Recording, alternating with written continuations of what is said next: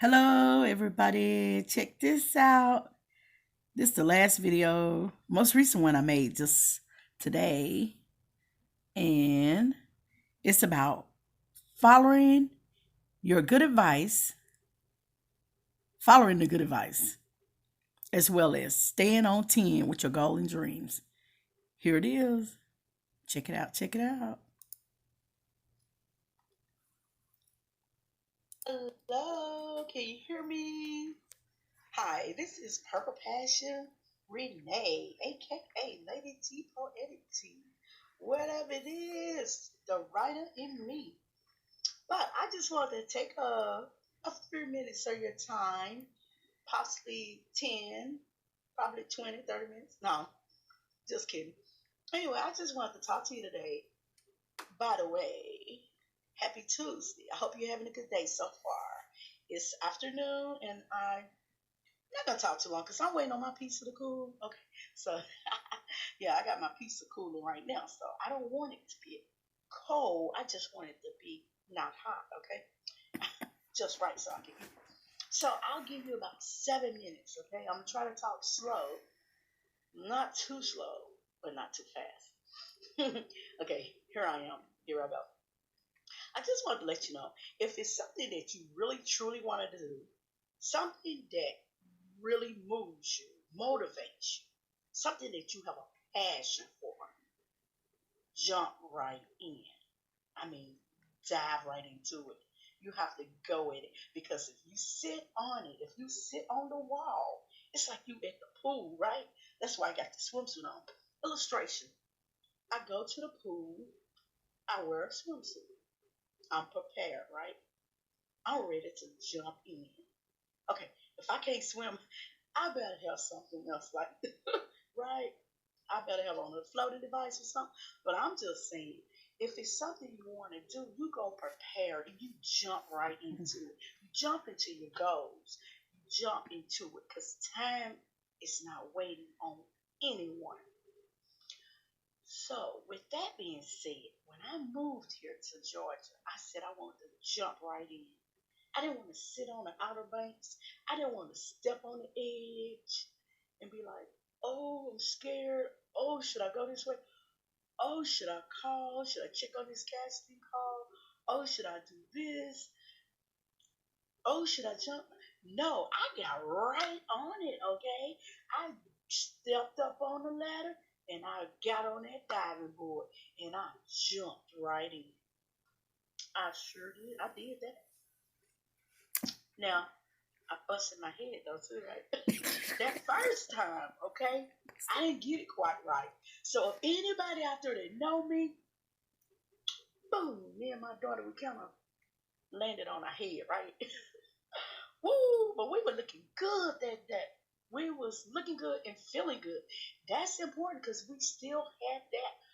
We carried it. We was dressed for success, and I knew my season was coming. It wasn't that day. So guess what? Whenever you fail, and if you fall, and if you make the wrong splash, you get up and you try it again, and you keep on until you get it right. Ain't that right? Okay? And it means some sacrifices you have to make. You have to be prepared to take some time away from other things that you like to do. You have to sacrifice. It's a give and a take. When it's something that you really want to do, you got to invest in yourself. And that means taking time away from doing something that's not as important to you as that goal or that dream that you want to stay focused on. So take time away from Lifetime soap operas. Get up off the couch, do something, be active, okay? Not saying nobody looks at soap operas anymore, but we do. You look at sports, right? Half of y'all look at sports. Half of y'all catch up on the entertainment, ET. Half of y'all catch up on whatever people doing on reality shows. What about you? What you doing with your life? See, that's the self-talk I gave myself. I look at Forensic Files. I like Lifetime. I like TV too, but that's a time and a place for that. Just like when it's time to get up on Sunday and go to your worship, wherever it is that you go, you know there's a time and a place. You block off that time. You don't let nothing interfere with it, okay? The way you put God first, that's the same way. Your second line of reasoning The same way you put God first, it's the same way you put your purpose in life. Okay, it should be in second place. Okay, you think about your goals and dreams. Because if you can't make yourself happy, you can't make nobody else happy. So don't even try. Okay, because you got to be happy. For mama, if mama happy, ain't nobody happy, like they said. But right now, I got to empty this. So I'm the reason why I got to be happy. Okay, it's all about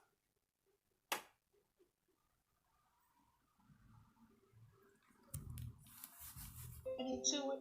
I want to share something with y'all. Okay, okay. It was, I guess you could say this. It's something I want to share with y'all. It's when you get good advice and you know you've been given good advice, and it stays with you, it stays in your head, and it plays over and over, just like a tape recorder. Y'all don't remember that, but we talking about way back the old tape recorders that we played, and soundtracks, and we just go back, rewind, get it right. Okay, but anyway, something that just plays over and over because you know you've been given the best good advice. So coming from me, I want to give you advice that someone gave me. They said if you have a gift and you have a talent, you gotta use it or you will lose it. Remember that. Use it or lose it. Lose it. So you got the choice. You can use it to perfect yourself or you're gonna lose it. Okay? You don't want to lose any talent or gift that you have. You want to work on it, fine tune it, and get it. Okay, it might not be perfect, but you want to give your very best, have the best version of yourself when you present it to someone. Okay, so keep that in mind, and that'll help you. You'll remember that. Okay, so as you know, I've been a poet, a writer. I have to make that clear. Poet, a writer, self-publisher for years. I have been writing poems. I have so many, I say 50, but it's probably more than 50. That's just a guess or estimation. I probably got over 100 poems I have wrote since I was in the ninth grade, right? And in high school, I was the editor in chief over the newspaper. It was called the Hawk Tribune. I'll never forget. It was so fun. I would edit everybody's story. Most of the time, I keep it the way it was because that were their thoughts, the original thoughts. And I would add maybe a little this, a little that, maybe just a couple of grammar corrections. But most of the time, I would leave it, because like I said, it was their thoughts. I respect everybody's thoughts. And also, there go my girl. Okay, anyway. Now I see somebody saying hi, they like my video. So, and as you know, I moved here to Atlanta to become a aspiring actress. Okay. Yeah, I know I can't be on, some of those reality shows, but anyway, I always thought that I could be a little juicy from Little Women's, but but I just want to be me. I'm not trying to be nobody else. I'm trying to be me. The passion, the passionate person I am. That's why I call myself Purple Passion Renee. It's not no kind of stripper name and nothing like that. It's the fact that I love purple. I am in love with the color purple, and I'm in love with the royal personality that I have because I think they make a good contribution to the world and to society. Everybody needs to be like me. No, no, everybody needs to be themselves. But I wish the world was made up of more people that spread love and happiness and smiles and just overjoyed and happy all the time. But I know it can't be that way. I mean, every day I'm not happy all the time, but I know how to pretend, girl. I'm a so good actor. So, just to let you know, I'm gonna tell you some advice I did get. Okay, when I was really young, I said not really young, but I say in my teens, I knew then what I wanted to be. I wanted to be a writer, and I was writing poems, and every day I would write. I didn't know I was working on myself back then to become who I am today. But the best advice, because that's the main topic we're focused on, is called the advice I was given, the advice that came from my mentors that also write are not just write, people who know what it is to say focus on your dreams and goals. Okay, so the first advice I received was Back about 7 years ago, I was at a writer's retreat in New York City. It was at Skidmore College. I'll never forget.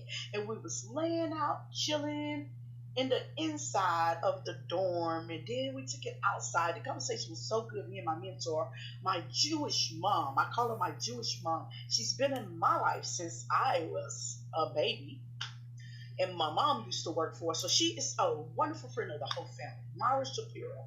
So we was sitting out there chilling, like we trying to get a suntan, but I don't need a suntan. But I was out there, keep her company, chilling.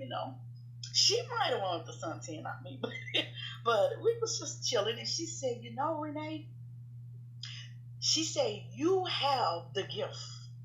She said, you have the gift. You have the talent. She said, but what I want you to do is give yourself permission to be who you want to be. Now, she said, what do you really want to be called? Teresa, Renee, Glenn, or is it Miss Ward? What is the name you want people to remember? So I said, I thought about it for a second, I said, Mara, you're right. I really like my middle name, Renee. I wish people stop calling me Teresa. She said, what that is, give yourself, say it, do it, own up to it. She said, that's the name you're going to be called. Hey, let everybody know. Call you Renee. That need to be on your badge. So when I moved to the Georgia, guess what? That was the name I gave them in the HR. Oh yeah, you got my government name. You already got my ID, my license, social security card. You know what my real name is. But the name I want to be remembered is on my badge. The name you see every time I'm clocking in is Renee. Okay, so you remember that. So that was some advice she gave me. But no, that was part of the story about, how you want to be related to. But also, she said, you have to make time for yourself. That means carve out 2 to 3 hours. You hear me? 2 or 3 hours during the day. Most of the time in the morning is what most people prefer, to get up early to give themselves time. Of course, if you got to go to work that day, most of the time you ain't got 2 or 3 hours on the front side of your, going to work. You might have the 2 or 3 hours on the inside, the back side, after you get off work, right? But she was just letting me know how important it is to make time for yourself. You got to invest in you. Invest in yourself. Nobody else is going to do it. And I found that to be true. If you don't make time for you, nobody else is going to make time for you. Who's going to say, oh, I think yes, I think I'm not going to do nothing to interfere with her day. I want her to make time for her. No, you got to do that. You got to say that to yourself.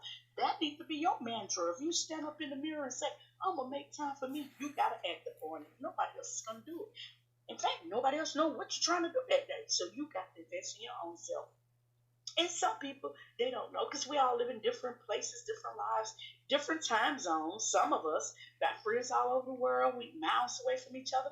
Don't nobody know what's going on in your life. So you have to set aside, carve 2 or 3 hours of your personal time that nobody interferes with, so you can do you. That's right. She told me that, and I thought it was kind of crazy because I was younger then. Like I said, I didn't appreciate. I guess I appreciate the advice, but don't get me wrong. I didn't understand or respect it at the time because I was so busy being a pleaser for everybody, just doing everything for everybody in the family, just doing. Always, or either at the job, working, never giving up overtime, always there, being so dependable, so call her, she'll work, call, she needs money, blah, blah, blah. I'm not like that now. Gone with them days. I am enjoying my time off so that I can invest in me. Yeah, I know I have to work. We all do. But there's a limit. And I put myself on it. Yes, I sure did. So, the advice she gave me, and it's still placed in my head, and she really sticks to it. She give herself 2 or 3 hours. She probably give herself more because we on the social distancing have to self-quarantine, but the fact that she lives in New York, I'm sure she's giving herself more time than 2 or 3 hours a day now to work on her craft. But that's the important thing that I took away from the message she gave me when we was in Saratoga Springs at a writer's retreat, sitting out there with all the conversations around us. I tuned out everybody else that was out in the area, and I focused on what my Jewish mom shared with me that I would take to my grave. She said, "You have the gift, you have the talent, use it." I love it. So you won't lose it. And also, there's some more advice I've heard, of course, throughout the time because me and her are constantly keeping in touch. We the friends where you don't have to talk every day. You don't have to talk every 2 or 3 months. But when you do talk, you play catch up, right? Through a letter, a card, or a conversation, we always bring each other up to speed. And I can't even keep up with her. I mean, physically, she looks wonderful. Is in good health, considering she is in her 90s, but she is a wonderful person that has so much knowledge, and you would never ever know because she's not arrogant, and she also is a former school teacher, English professor. That's what I say. Okay, English professor, and so she is really an outstanding person. And I just wanted to share that with you. That's where I got my first bit of advice following my goals as far as do your talent. Put that first, okay?